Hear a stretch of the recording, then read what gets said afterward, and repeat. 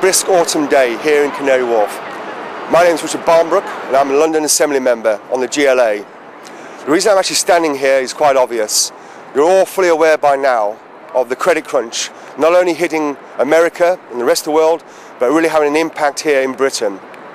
Behind me is the Lehman brothers. They've just gone to receivership.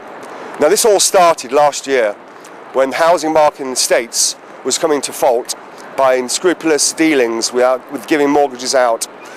And obviously just recently this year, a couple of months ago, Fannie Mae and Freddie Mac were bought up by the American Federal Bank to try to ease the problems from actually escalating any further. Now last week it got to such a stage where banks were collapsing and being bailed out left, right and centre.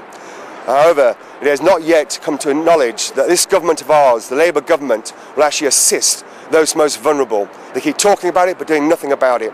And what's more ironic is to find a socialist Labour government being able to privatise profit and nationalise loss. That simply means they're bailing out the banks such as Northern Rock last year and doing very little to the community at large, because obviously Gordon Brown and dear old Darling are actually unable to do anything at all.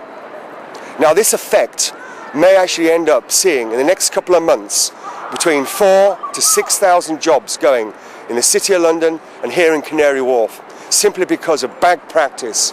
Now my heart goes out to those lower management, the secretaries, the workers in these banks and institutes that will be losing their jobs. However, you bankers that have brought this about to the British public and the downfall and the credit crunch, no sympathy goes to you.